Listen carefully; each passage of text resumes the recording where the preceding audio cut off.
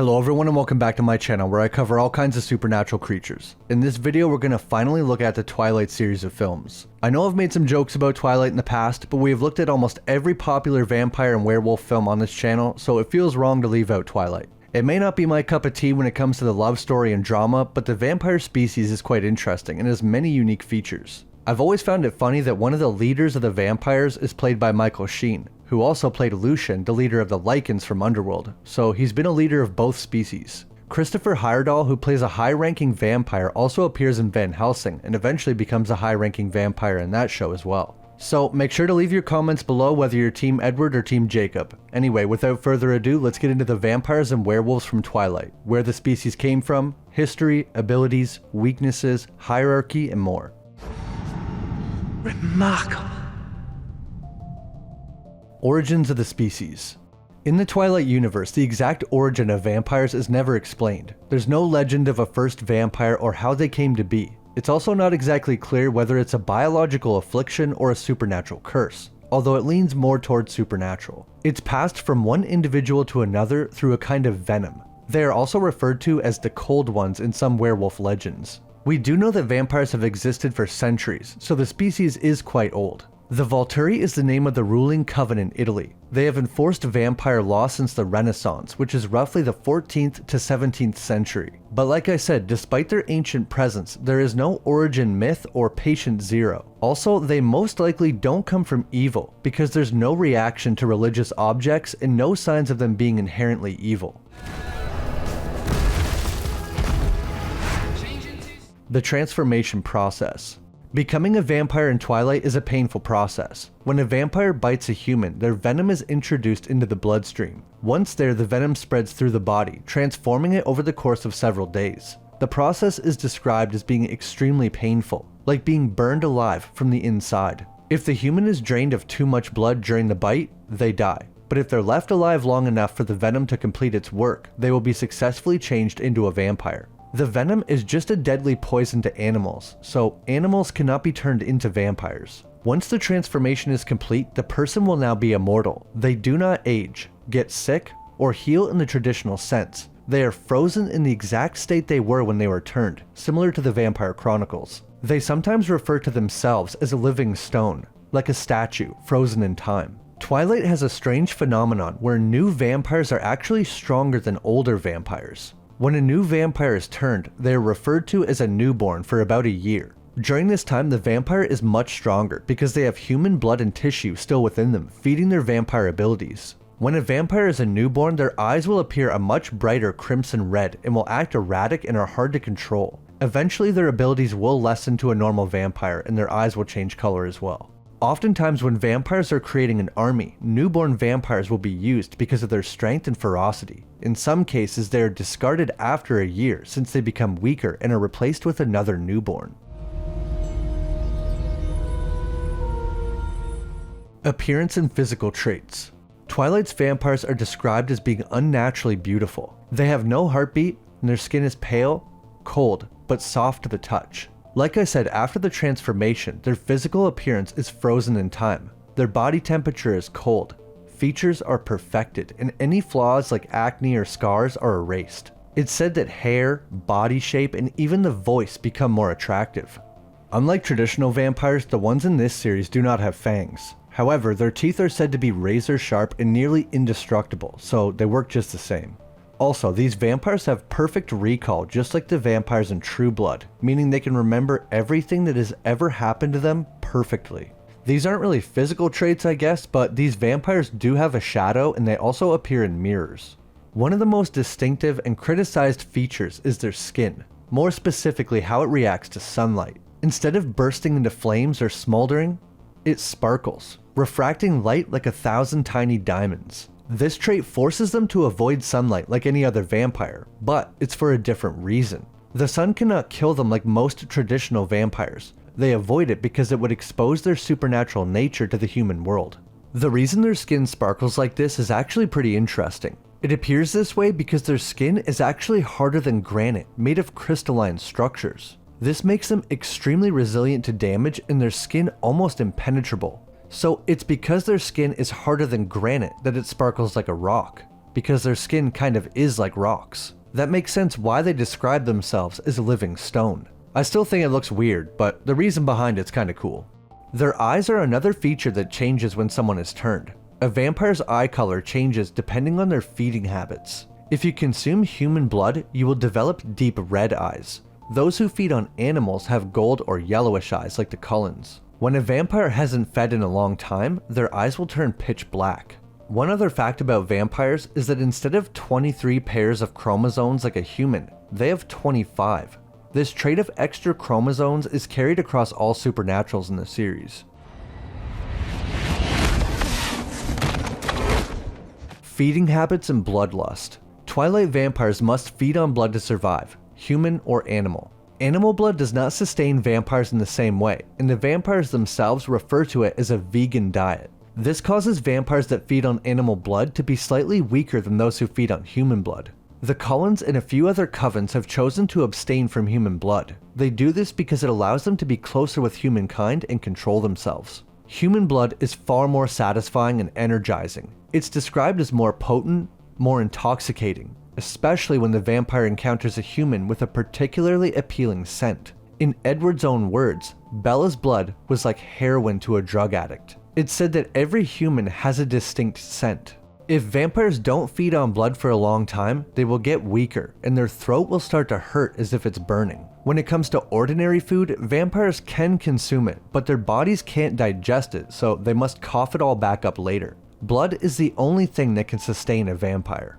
When someone becomes a vampire in Twilight, their physical features are perfected, but it's said that these vampires are also instinctively drawn to beauty. Their own perfect appearance is nature's way of attracting prey.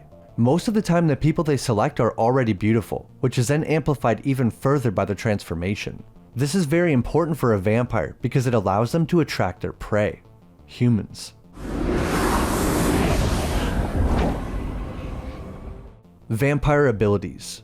Every vampire in Twilight gains enhanced strength, speed, agility, and senses like scent, sight, smell, and hearing. They can even see other light spectrums. However, they cannot shapeshift. Vampires can move faster than the human eye can track, possess near limitless stamina similar to the vampires from Blade, and can hear a heartbeat from miles away. But what makes Twilight vampires special is that some develop even further supernatural abilities, mental powers that go beyond physical enhancement. I'll give a few examples from the series. Edward has telepathy, allowing him to read minds. Alice has visions, which let her see potential futures. Jasper's emotional manipulation, which lets him sense and influence feelings. And Bella's mental shield, which protects her and others from psychic attacks. These powers often have something to do with who the person was in their human life, elevated by the transformation. It's important to note that not all vampires develop one of these special abilities, only some. The Volturi uses vampires with these special abilities to their advantage. Their two most powerful are probably the twins Jane and Alec. Alec has the ability to create this smoke that can deprive someone of all senses, basically making them a free kill. Jane can make people feel pain, but the interesting part is, she isn't actually inflicting the pain, but rather creating an illusion that makes them think they're in pain. Bella's ability of being a shield makes her immune to all these abilities. This was true even when she was a human, so even certain humans are immune to vampire abilities. Weaknesses and how to kill them. Twilight vampires are immortal, but not invincible. Killing one takes more than a stake through the heart though. Their bodies are incredibly tough like stone. They cannot be pierced or injured by conventional means. The only effective method is to somehow dismember them and burn the pieces. Otherwise, they will simply reassemble and heal. Sunlight doesn't harm them, garlic, crosses, holy water, none of it works. And they don't sleep. Possibly their greatest weaknesses are emotional, their attachment to humans and their self-control. You lived with him for a few decades. As far as vampire law, the Volturi, a powerful vampire coven, acts as judge, jury, and executioner to those who break vampire law. One of those laws is that you cannot turn children into vampires. Just like the Vampire Chronicles, this is against vampire law because it's cruel to trap someone as a child for all eternity. There are some of these children in Twilight known as immortal children. They were irresistibly beautiful to those who've seen them, but they were capable of destroying an entire village. It's important to note that unlike the Vampire Chronicles, the vampire's mental age seems to remain the same in Twilight. In Interview with the Vampire, Claudia describes being an adult trapped in a child's body. But in Twilight, it's said their mind and behavior is also frozen, so they act like a small child forever. There is no exact age for the law of turning children, but they must be able to act according to vampire law. Some other vampire laws include keeping themselves hidden from humans at all costs, not showing themselves in sunlight, newborn vampires must be trained, and avoid contact with werewolves. Do not bear false witness, and do not hunt in Volterra, Italy, which is the home of the Volturi, the oldest and basically royals of the vampire world. The Volturi were founded by Aro, Cow, Marcus, and Athenodora. Like I mentioned earlier, Aro, which is Michael Sheen, is the one who played Lucian in Underworld. Marcus is played by Christopher Heyerdahl, who plays Sam in Van Helsing. The last thing I wanted to talk about was the human-vampire hybrids. Even though vampires don't breathe, have no beating heart, and are technically undead, they can still conceive children. Or at least males can. I'm not sure if a vampire woman could have a baby, as it's never been shown in the series. A vampire and a human mating is extremely rare though, because usually a vampire can't control themselves not to kill the human. Edward and Bella have one of the few hybrid children to ever exist. When pregnant with a hybrid, the baby will grow to full size in just 1 month. Then it escapes from the mother's body using its own superhuman strength and teeth. Not very pleasant for the mother. The only way to survive this ordeal is to be turned into a vampire with vampire venom after the birth. And Bella is the only one to have ever survived this. I said earlier that vampires have 25 pairs of chromosomes, and hybrids have 24 pairs of chromosomes, still one more than a human, but one less than a full vampire. Hybrids can consume regular food but prefer blood. They have a beating heart, but it beats much faster than a human, and a warmer body temperature than a normal human as well. They can also sleep, unlike a regular vampire.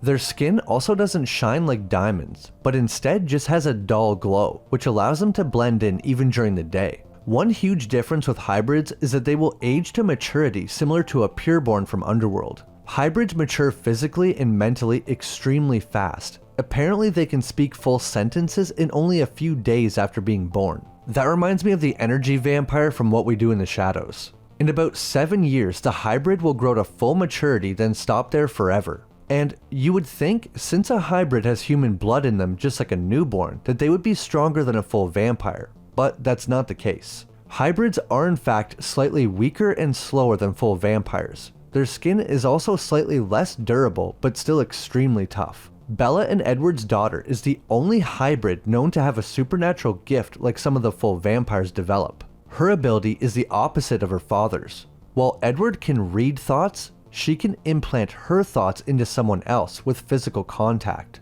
As long as she can touch someone, she can show them images, thoughts, even feelings. There's 2 other known hybrids in the series, but neither one of these have any of these special abilities. Also, it's said that only the male hybrids have the vampire venom. Now let's talk about the werewolves of Twilight, also known as the Quileute, or shapeshifters. In the world of Twilight, vampires aren't the only supernatural beings. They're often called werewolves, but that's not entirely accurate. These beings are not cursed by a full moon, and they're not the result of a bite or infection. They're something different, something spiritual. This condition, or blessing, can only be inherited. In truth, similar to the show True Blood, these are shapeshifters, guardians of the Quileute tribe. Origins and tribal legacy. The origins of these shapeshifters trace back to the ancient Quileute tribe. According to their traditions, the people once had the ability to leave their human bodies in spirit form. One elder named Tahaaki learned to transform into a wolf to protect his people from threats, including vampires. This ability was then passed down through generations, lying dormant until it was needed again. That need usually arises when a vampire comes close. Their presence activates the shapeshifter's gene, awakening a new generation of protectors. So neither the vampire or werewolf are inherently linked to evil. Despite being commonly referred to as werewolves, the creatures in Twilight are not traditional lycanthropes. Like I said before, they do not transform under a full moon, and they are not mindless or aggressive. Similar to the lycans from Underworld, they have almost complete control. although unlike those werewolves, they're not a human-wolf hybrid, rather just a very large wolf, probably bigger than a bear. They cannot pass on their condition through a bite, so you cannot turn someone into a werewolf. Instead, only certain members of the Quileute tribe who are born with the special gene can turn into werewolves. Appearance and physical traits. When in wolf form, they are huge, easily the size of a bear or larger, and probably a grizzly bear. Each wolf has a unique color and pattern, and it usually goes along with the appearance of their human self. Despite how huge and monstrous they are when in their wolf form, their eyes often retain a human-like emotion, a reminder that there's still someone within. Their body temperature, similar to a hybrid, is the opposite of vampires. It runs unusually high, even higher than a hybrid at 108.9 degrees Fahrenheit. That would kill a human, but gives them a better immune system and they can survive an extreme cold. In a way, it also helps protect them from vampires, since their body temperature is cold, they don't like the heat. After Bella's turned into a vampire, she describes Jacob's skin as burning like fire and unbearable to touch. Even when in human form, shapeshifters have heightened strength, stamina, and endurance, though their full power is unlocked in wolf form. A vampire is definitely much stronger than a werewolf in human form. The transformation process. The first transformation is intense and painful. It's usually triggered by a very emotional event, anger, fear, and/or the presence of vampires. The initial change is uncontrollable. After the first transformation, it happens instantly and explosively. If they're wearing clothes, those clothes are usually destroyed, leading many to keep spare clothes nearby. Like I said, after the first few transformations, most learn to control their phasing and anticipate when it's coming. For a long time, it was thought that only males could undergo the change. That wasn't until Leah Clearwater turned into a wolf and proved that theory to be wrong. So it is possible for a woman to be a shapeshifter, it's just much more rare. It's also possible the reason she was able to do this is because she was directly related to the chief that discovered this ability. The spirit warrior left to save the tribe after his son was... The pack mind and mental link. One of the most unique aspects of the Quileute werewolves is their telepathic connection to one another. While in wolf form, they share a single mind. Thoughts, feelings, memories, everything is open. It allows them to coordinate flawlessly in combat, but it also means there's no privacy within the pack. Every werewolf pack has an alpha, and only that alpha can issue commands that override the others, and these commands are binding, unable to be disobeyed, probably partially due to this mental connection they have. It's probably similar to when a vampire tells their sire they can't do something and they're unnaturally compelled to obey. Imprinting and emotional bonds. Perhaps one of the most controversial and mystical elements of the shapeshifters is imprinting. When a wolf imprints, they form an unbreakable, eternal bond with a specific person. This connection is instant, instinctual, and permanent. Imprinting doesn't always mean romance, which is good because Jacob imprinted on a child. The werewolf will often do anything for the person they imprint on. They can only do this on one person, so they must choose carefully. So imprinting is some kind of magic that bonds the werewolf permanently with another person of their choice. It's almost like giving someone a love potion from Harry Potter, but they're not necessarily in love with you, if that makes sense. Also, according to this series, a werewolf can only imprint on someone of the opposite sex.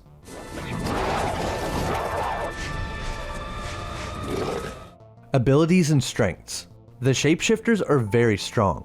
In wolf form, they are faster than an average vampire, but not faster than a fast vampire, if that makes sense. Werewolves are able to outrun vehicles and capable of leaping great distances. Apparently they can run over 100 miles per hour. Their senses, especially smell and hearing, are exceptional. They heal from wounds in seconds and are immune to most forms of physical damage. Their high body temperature allows them to survive in freezing conditions, and they are somewhat resistant to vampire venom. Instead of killing them like a human or other animals, it just robs them of their healing ability for a while. Quileute wolves are extremely durable, as shown when Bella broke her hand punching Jacob in the face. Their fangs are also extremely sharp and strong, able to puncture vampire skin, which is compared to granite in strength. While in human form, they are considerably stronger and faster than humans, but nowhere near as strong or fast as vampires. Now, when it comes to immortality, werewolves are immortal. To a degree. They do not age as long as they continue to transform. If a wolf stops transforming for long enough, they begin aging faster and eventually will age the same as a human. Their healing ability is good, but can also be a drawback sometimes. Jacob was crushed by a newborn vampire and many of his bones healed before they could be adjusted the right way, forcing Carlisle to re-break many of them so they could heal properly. And like I said before, although werewolves cannot be killed by vampire venom, it does affect their healing ability. Weaknesses. Despite their strengths, the shapeshifters are also not invincible. In human form, they can be injured or killed like any other person, and even in wolf form, a vampire can overpower or even kill them if caught off guard. Just like the vampires from this series, these werewolves are not weak to silver, so silver is not involved in these legends whatsoever. Similar to the vampires, their greatest weakness may be their emotions. It's not exactly clear that if a werewolf were to continue to transform forever, if they could possibly live indefinitely. The werewolves' treaty with the Cullens. The relationship between the Quileute tribe and the Cullen family is rooted in a fragile peace. An ancient treaty allows the Cullens to live in Forks, provided they don't harm or turn any humans. When Bella's relationship with Edward develops, that line is blurred. Tensions rise between the families, but over time both come to understand there was no ill will. After all, the vampires and werewolves end up uniting to protect Bella and her child. Now, earlier I said that the shapeshifters are technically not werewolves, and that's because in this series there is something called true werewolves, aka Children of the Moon. In Breaking Dawn, a brief mention is made of creatures known as the Children of the Moon. Unlike the Quileute shapeshifters, these beings were in fact transformed by a curse. They shift involuntarily during the full moon and cannot control their behavior like a traditional shapeshifter. They are violent, unpredictable, and hunted by the Volturi, who view them as a dangerous anomaly. One of the vampire laws is that they are outlawed from having any contact with the Children of the Moon unless to kill them. Now, these true werewolves are extremely rare and never appear directly in the story, but their existence reveals that the Quileute wolves and the traditional werewolves are two entirely different species. It's never established whether or not a vampire-werewolf hybrid could exist, but I don't see why not. It would have to be a vampire male and a Quileute female. Then the baby would have to be lucky enough to be born with the shapeshifting gene, which not every Quileute baby is. But in theory it's possible, and would be pretty cool. That's my video on the vampires and werewolves from Twilight. We got a cool origin story for the werewolves. I just wish we got one for the vampires. I don't know why, but one of my favorite parts of a vampire movie is learning where the species came from. Whether it's a totally different species, a curse, a genetic experiment, I always find it interesting how each movie tackles that question. Nonetheless, the vampires of Twilight are definitely unique, and I'm glad I finally took a deeper dive into the lore. Newer vampires being stronger is an interesting twist. I can't remember if I've ever seen that in another franchise before. Let me know what all of you thought about the vampires and werewolves from Twilight, and please let me know if I missed anything important. If there's any other movies, TV shows, or video games you want me to cover, please leave them in the comments below. If you enjoyed, leave a like, and subscribe for new videos every week. As always, an extra shout out to all my members for supporting the channel. Thanks so much for watching, and I'll see you in the next video.